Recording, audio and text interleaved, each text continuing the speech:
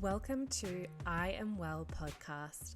I am your host, Gemma, a nutritionist and mindset coach passionate about all things health and wellness. I'm going to take you on a journey to discovering what health means for you and how to create a life you love living.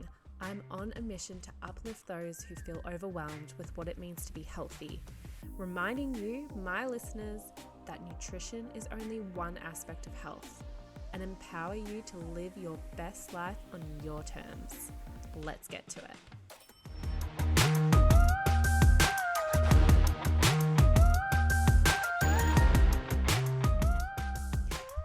Hello everyone, and welcome back to the podcast. Welcome back to I Am Well.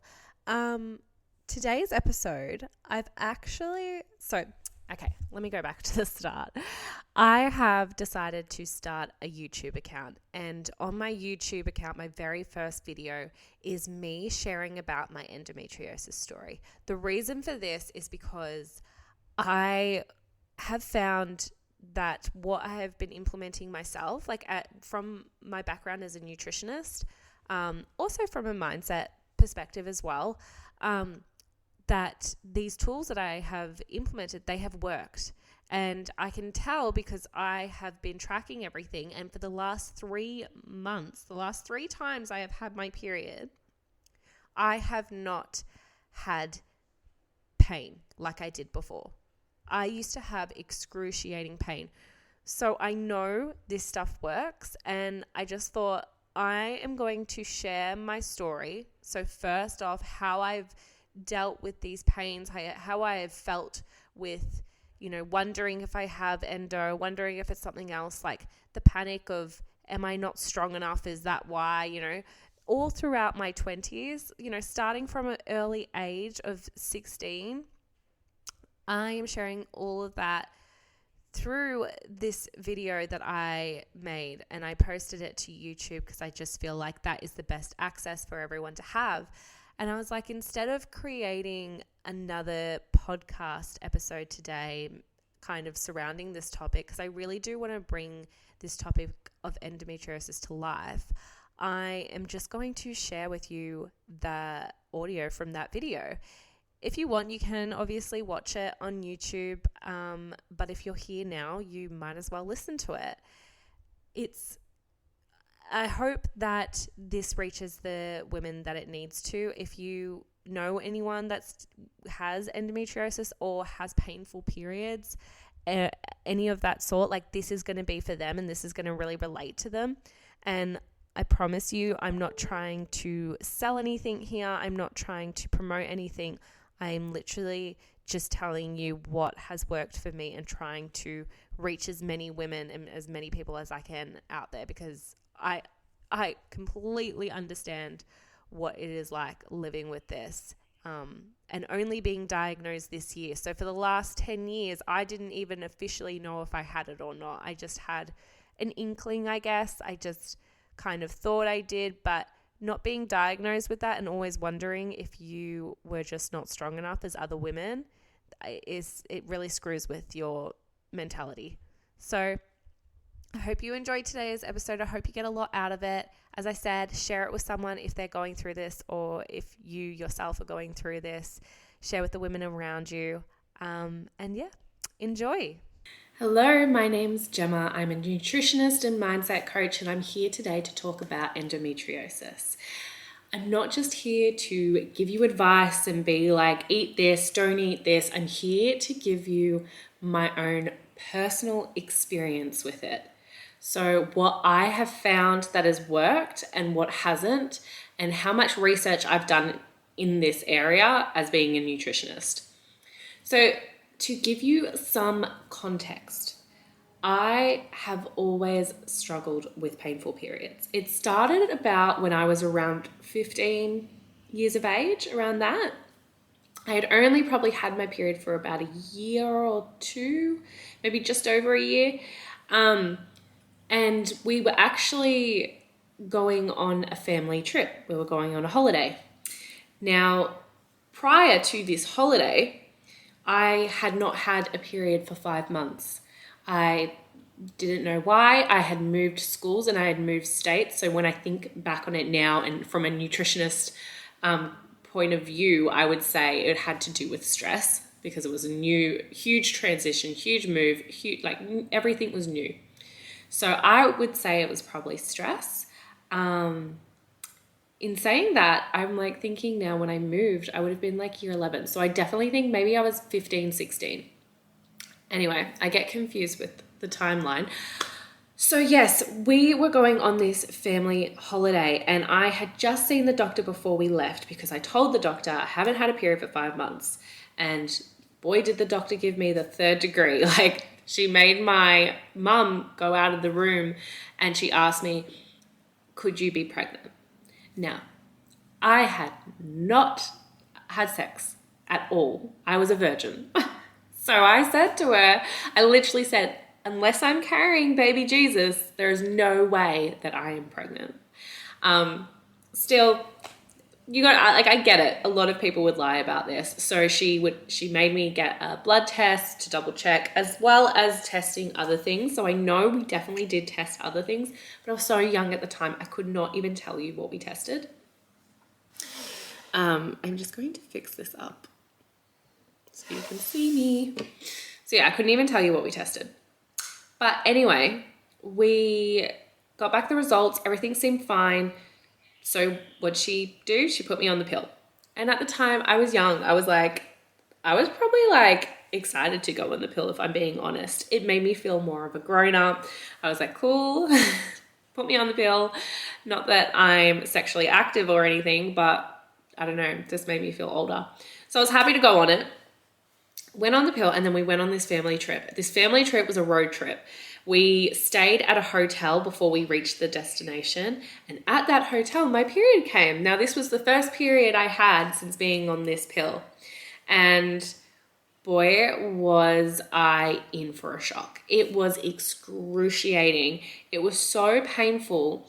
And I was so young at the time. I didn't know what was going on. I was actually so scared out of my mind going, what is happening? What could this be? Like I literally thought something was inside me creating the pain because I was like, this can't be just from my period. Like I didn't understand.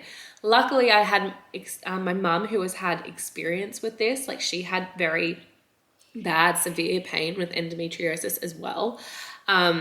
So she kind of knew what I was going through, but at the same time, she was also a little bit freaked out because like I was literally like the exorcist. I was screaming all over the place. Like I feel like my eyes were probably rolling to the back of my head. We hopped in the car and we went on our way to the hospital. I was in so much pain that I was like grabbing the door handle of the car. My mum was freaking out thinking I was going to open up the car door and just like hop out of a moving car. But I was just in that much pain. I think what was going on in my head at the time was get me out, I'm gonna vomit. Like I think that's what was going on. As I said, this was a long time ago, but I can still picture the pain like to this day. It was a very traumatic experience. So when we finally reached the hospital, mind you, we did go the wrong way to the hospital and then we had to do a big U-turn and go back. Because we're out in the middle of nowhere, like we were on our way to a holiday. It was an area we were unfamiliar with. So I was going to a random hospital, went to the hospital, and as soon as I got out of the car, I vomited. And I was feeling so sick, so unwell. We got to the wait room. They told us to wait, like won't be long. We waited for a bit, and then all of a sudden, the pain just subsided. The pain just stopped. And my mum was like happy for me, but she was also like, we just got to the hospital. We are about to see the doctor. Can you just like pretend you're a little sick now? Because now what are we going to tell them? We're here. You're fine. Like now we can't, you know. And the thing with women and painful periods is it's very hard to explain to anyone that doesn't experience this, but also to men. And I had a male doctor and they were like, what's wrong? And I was like, well, I was having really bad pains. Now they've subsided. I don't know what to tell you. Now, before this happened, like because I was still waiting for the doctor, I was waiting in the waiting room and I was like lying down. I did go to the toilet. Now, TMI, just warning you, if you can't handle talking about things about blood and stuff, this isn't the video for you. You probably want to shut it down. So I'll let you do that. But if you're still here, then it's not my fault. So I went to the bathroom and all of this blood just like gushed out of me. It was big clots, like it was so bad. And I was in shock. And then I came back, and then that's when the pain stopped. And I said to Mum, like, it was all like in the toilet, like, and now my pain stopped. So what has it got to do with my period? And then Mum was like, yeah. And she's like, but now the doctor's not going to believe you. And I was like, what do you mean? And I was so innocent and so didn't get it at the time. But yeah, the doctor was kind of like, well, you're fine now, so be on your way. And then we enjoyed our holiday. So they sent the referral back to my doctor back at home. I went back home, went and saw them again. And they said, look, it's probably just a side effect from the pill. So what we're going to do is we're going to put you onto a different pill. So I just was on a different brand pill. Now that like bewilds me. Every time I think about it, I'm always like, that's not right. A 16-year-old girl who hasn't had her period for 5 months goes on the pill and all of a sudden has a period. I know it's not a real period. I know it's a withdrawal bleed, but has this excruciating painful period, and the doctor thinks it's just the type of brand, we'll just switch. That is not right. And I just want to say this, if anyone's listening to this and they do experience painful periods, you have every right to inform your doctor. And if your doctor doesn't listen, find another doctor, because painful periods are not normal. If you are even just having pain where you just have to take Nurofen, you might have to lie down for a bit, that is not normal either. And unfortunately, like with endometriosis, it doesn't matter how painful yours is. Like you could have less pain but have more endo within. So the pain doesn't tell you how much you have. It's just about how it's placed, the endo, how it's placed within your body, like whether it's near your bowels, so it might hurt when you go to the toilet, or whether it's on your bladder, or whether it's on your uterine lining. All of that plays a part as to how painful it's going to be for you. So if you're listening to this and you're like, yeah, but I didn't go to a hospital, so mine can't be that bad, please still just go see your doctor. And once again, if you're getting that vibe, like I feel like you get the vibe. If you're getting that vibe from your doctor that you feel like they're not trusting you, they're not listening to you, find another doctor. Because that same thing happened with me. It was just like the doctor was like, well, it's the brand of pill. So anyway, I was on the pill for most of my 20s, and look, I had pain on and off still while on the pill. It wasn't as bad. I never had to go to hospital. And my mum had endometriosis before me. She was diagnosed through actually getting her tubes tightened. That's how she found out. And they were like to her, wow, you had so much, like, how did you deal with the pain? And she was like, I just thought that was normal. I thought that's what every woman felt. And they're like, no, that's not normal. But women don't talk about this. More and more we are starting to, but I think it's more like women are only talking about it when they're diagnosed, whereas we're not talking about the symptoms and the signs that you're feeling. And throughout my whole 20s, I felt pain, but I always felt like it wasn't painful enough. I was like, well, I probably don't have it because I'm not in the hospital, lying in bed, fainting. So I always thought it wasn't painful enough. Mind you, when I got off the pill before my first child, I've got 2 kids before my first child, I did start to feel more pain again. The Band-Aid came off, taking the pill away, then that uncovers everything that was there before. And I did go and see a gynecologist, and the gynecologist told me to get a ultrasound. I got the ultrasound. They couldn't see anything. And they did tell me on the ultrasound, like, just because we can't see anything doesn't mean you don't have it and doesn't mean your pain isn't valid. Like, they were very nice, I remember.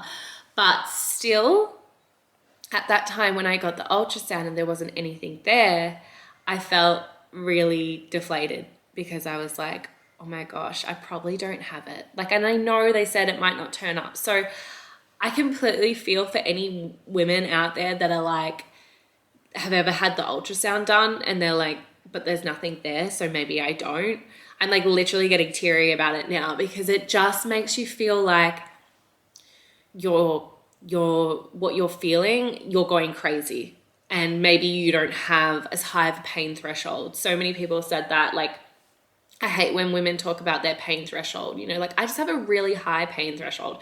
You know how many times I heard that? Like when I was about to give birth and women were like, yeah, but I went drug free. I went drug free. It was really amazing, but I have a really high pain threshold. Like, I think we just, as women, we have to remember that what you choose to do, going drug free, like that's great. But like, there are other women who have other things going on and wanted to maybe take, you know, an epidural or whatever when having kids. And that doesn't mean they're any less of. And I just want to like put that in there because that's what I heard a lot of when I was pregnant with both my kids. It was like, you were seen as you were more superior than other women who gave birth and had a wonderful miracle baby, but you were more superior because you went drug free. I actually would see like when women would have their babies, they would like post their name, how much they weighed, and then it would be at the end, and I only had the gas, or I went drug free, and I only had a water birth. And I think it's amazing to share your experience. Like I love when women share their birthing experiences, but I don't want to harp on so much about how you did it. Anyway, I'm going off on a tangent, but it relates to the endo because it's the same thing. It's like women who might have had endometriosis and they're like, oh, but mine were never painful. Once again, it depends on where yours is situated. That's why you might not be experiencing pain. And for me, I was so young in my 20s that I was just like, well, my mum had endo her whole life. So, and my mum put up with the pain. So even if I have it, I should be able to just put up with the pain. Like, otherwise I'm not as strong, and that's embarrassing, you know? And it just made me feel like I was weak if I went to the doctors. Saying this out loud and probably hearing this, you're probably like, that's crazy. But I know there's going to be other women out there that feel the same because I know I've spoken to them. I've spoken to women as well who have pains during ovulation, and they've gone to their doctor and their doctor has said, you're fine. It's nothing. It's literally, unless you're like needing to go to the hospital, your pain is fine. But there is something going on. If you are still having pain while you're in ovulation, you have to take medication for it. There's something going on, and you deserve to look and do the investigation yourself and find the root cause of that. I just wish I could have told my 20-year-old self that, because it was crazy. Like when I came off the pill, I went and saw the gynecologist. The gynecologist said, it didn't show up in the scans, but we can do the keyhole surgery to actually diagnose you. Straight away, instant. Like I'm a mindset coach, right? So now I understand what my mind was going through at the time. But straight away, my instant thought was, what if I get the surgery and what if there's nothing? What if they do it and I have nothing and then I'm just a big fat baby about crying over some period cramps? And I literally couldn't bear it. I was like, I was going to go along with the surgery. I was so close to doing it, but then I got pregnant. And I think that's because subconsciously, I don't reckon I would have wanted to do it. Because I think subconsciously I would have like freaked out. So worried that they would find nothing. And then I would look, I guess I would feel like I would be humiliated because I'd be like, there's nothing wrong with me. It's all in my head. I have a low pain threshold, etc. So anyway, then I had 2 kids. So no pain. When you're pregnant, you don't have a period. So you don't have any more pain. When you're breastfeeding, you typically don't have a period. So I wasn't having any pain. So for a good chunk there, I was feeling awesome. I was like, maybe I didn't have endo. You know what I mean? Like I knew that though, that you don't have the pain when you give birth and have babies and stuff. But it's like if any woman out there has had a baby and they've gone through labor, like you'll understand what I mean when it's like, when you go through that labor pain, you think it's so horrible at the time, but then like later on you're like, I could do that again. Like it really wasn't that bad. That's the same with like the period pain, because I get it for like just this little bit in the morning or little bit whenever it is, and it lasts maybe an hour. I think the longest it's ever lasted was about 2 hours. That's the longest I've ever had it last for me. And I'm like, well, maybe it wasn't that bad. That's what I always think. Like after, I'm like, maybe it wasn't that bad. Maybe I was just in a mood, you know? Maybe I was upset. Maybe I was tired. Maybe that's what it was. And you just start to second guess yourself. So as I said, I had kids. I didn't feel it anymore. Then after my last baby, he is now 2. He's about to turn 3 in November. I have been off the pill ever since him. I stopped breastfeeding him around 4 months. And so eventually my period came back. I think I've then had a period and been off the pill for almost probably 2 years now. And each period I was having, all of a sudden I was feeling that pain again, and it was getting worse. It was getting worse and worse each period. And I was like, oh no, like I better get this looked at again. So I went to the doctors. This is now probably 7 or 8 years later since my last ultrasound on it.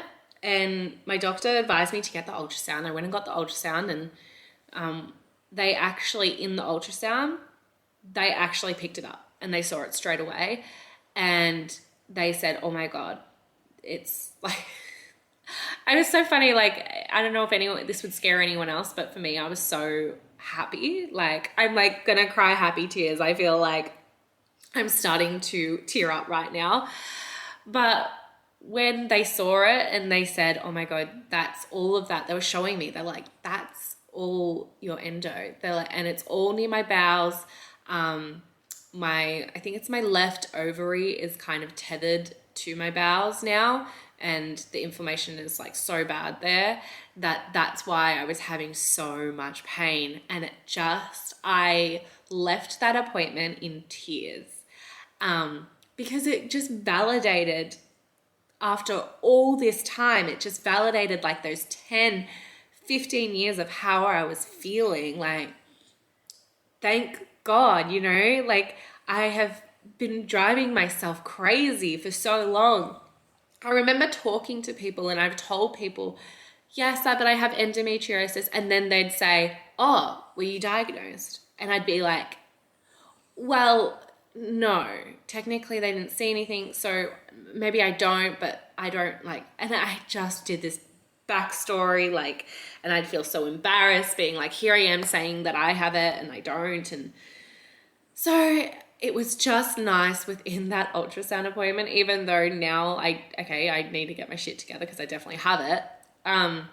It was just nice to have it validated. I ended up just bursting into tears in the car and being like, since that first time when I went to hospital when I was like 16, since then, I have finally validated what's been going on. Like, I can finally say, like, that wasn't because of the pill brand. That wasn't because I hadn't had my period for 5 months and it was just because of stress. Like, that was probably the beginning of the endo. And unfortunately, we didn't know enough back then.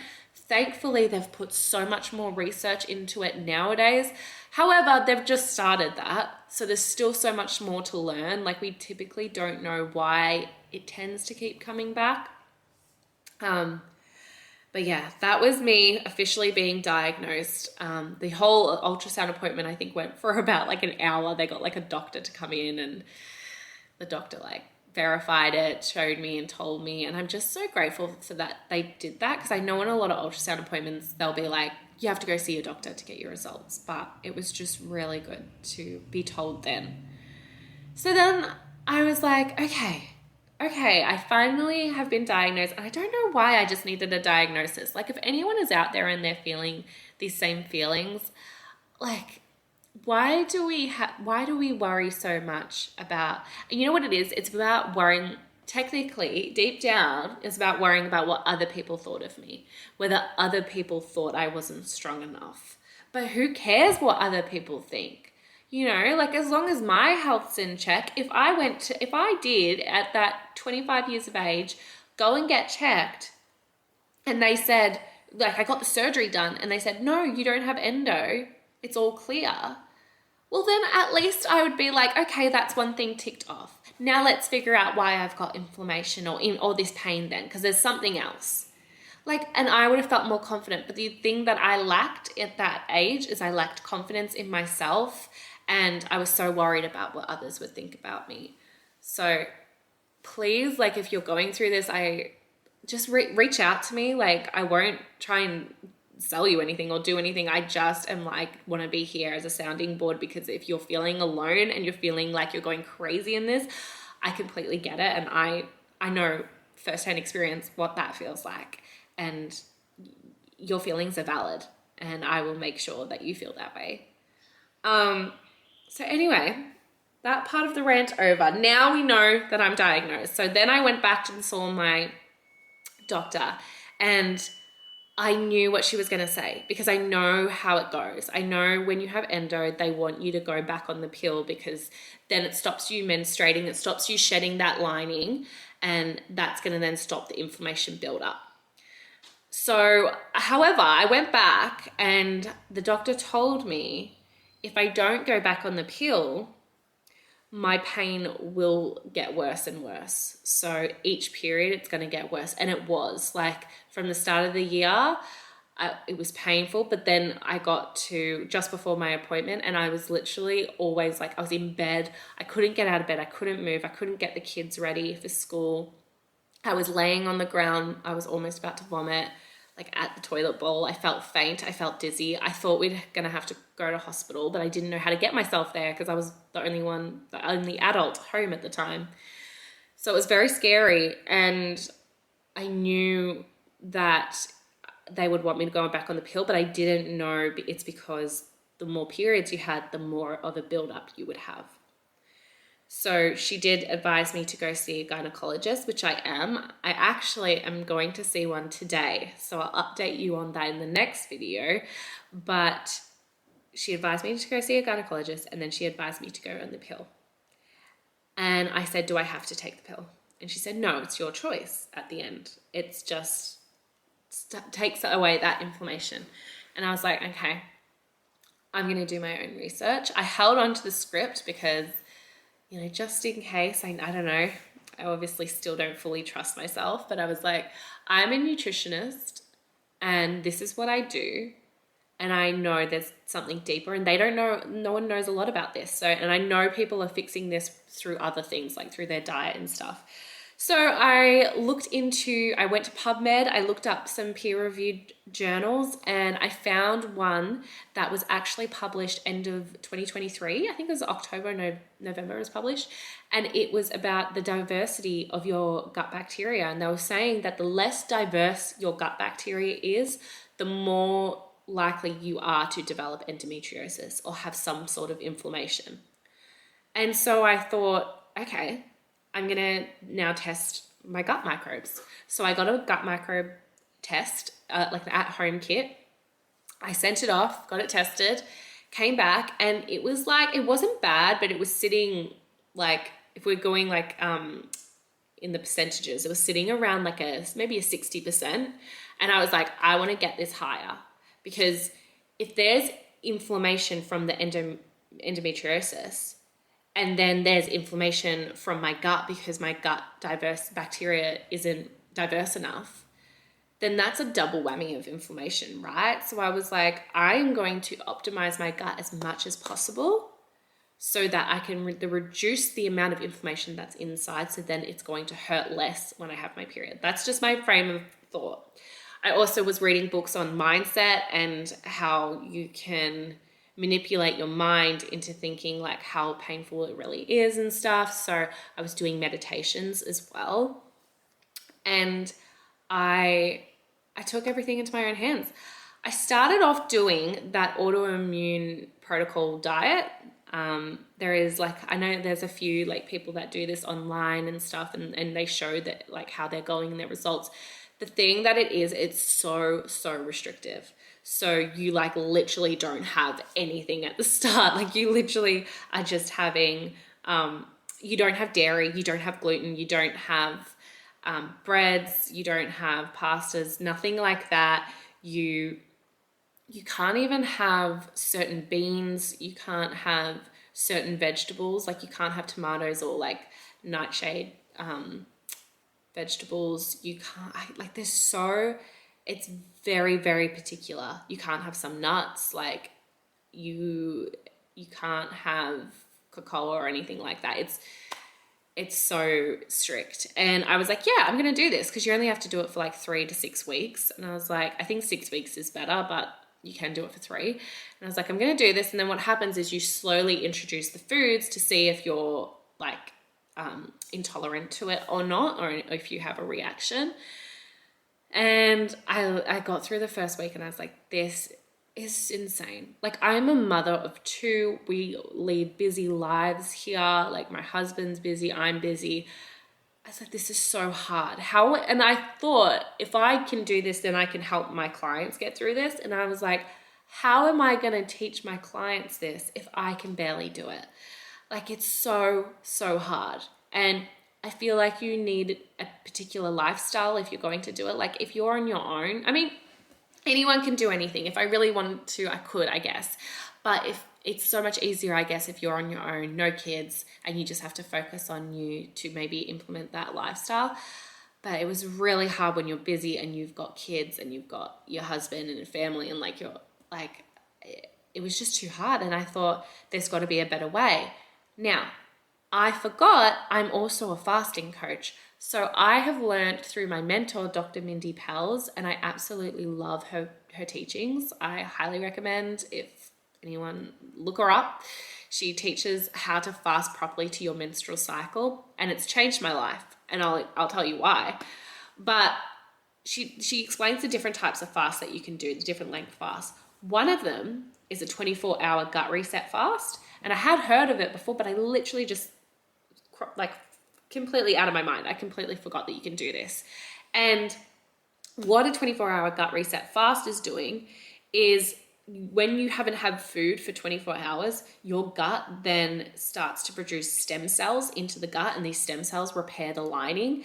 And so that's going to help if you've got any issues like leaky gut syndrome, any inflammation in the gut. It's going to give those stem cells into the gut, repair the lining, and you're going to feel so much better. And if you do have period pains, but maybe you don't have endometriosis, maybe you just have bad PMS, then leaning into these are going to help so much repair that gut lining so that you don't have such painful periods.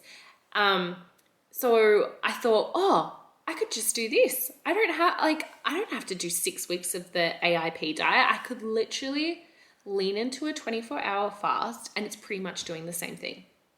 So I leaned into a 24-hour fast. I did one the first month, and then I didn't have a painful period. The second month I did 2. I didn't have a painful period. And then the third month I did 2 again in the 1 month, and I didn't have a painful period. And so the last 3 periods I had not been painful. They have been crampy, yes. So TMI, once again, if you're don't want to hear too much information, but because my endometriosis is near my bowels, when I go to the toilet, that's when it hurts the most. So those last 3 periods that I have, when I've gone to the toilet, it's been crampy. It's been like, ooh, like that's sore. And then once I'm done, I'm like, okay, that was it. You know what I mean? Like that's the sort of pain I'm feeling now. Whereas before I was literally fainting, sweating on the floor. Like I felt like I couldn't breathe. I felt like I was going to die. Like, so completely different pain.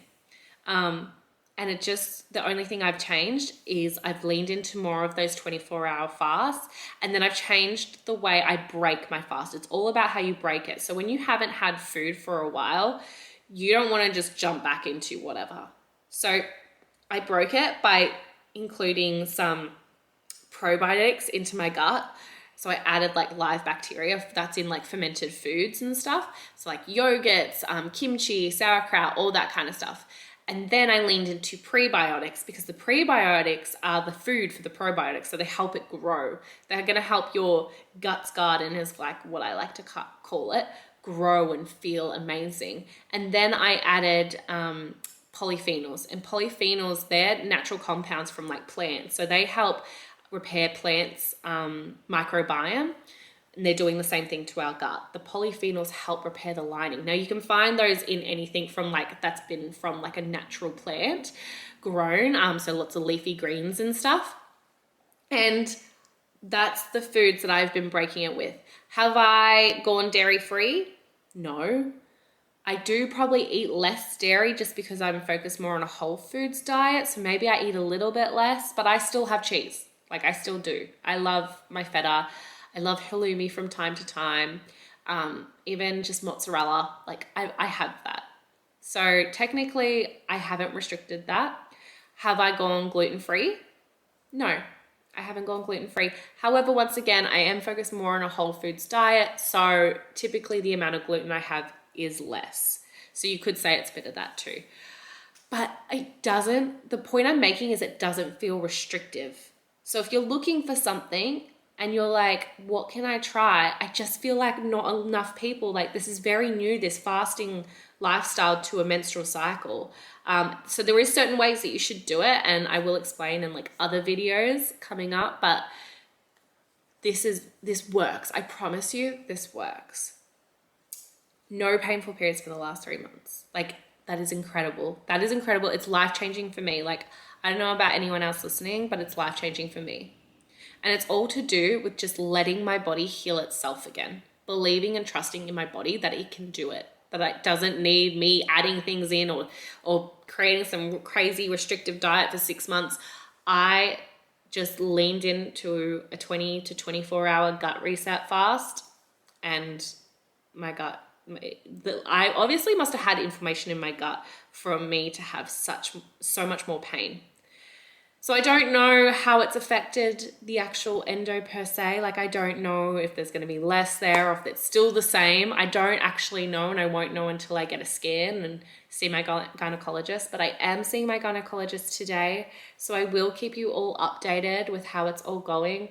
But I just wanted to get this information out because I feel like so many women are suffering out there, not knowing what to do, and I want to help you because that was me. I was in that same position, and it sucks. It's so shit. So sorry about the swearing, but it's so shit. Okay, that's all I have for today. This was a bit of a long video, but it just gives you a bit of a backstory and why I'm so passionate about this. And I'll see you all in the next video if you want to stick around and see the next part. But otherwise, if you got to the end of this, thank you for watching. And if you know of anyone that has endometriosis or you have it yourself, please take care of each other. It is such a shit disease. It's so crappy. Anyway, I'll leave you with that, with a little bit of hope though, because things are working for me, which means they can work for you too. And us women, we just gotta stick together and help each other out. That's what I truly, truly believe. So anyway, I hope you all have a great day, and I'll talk to you all in the next video.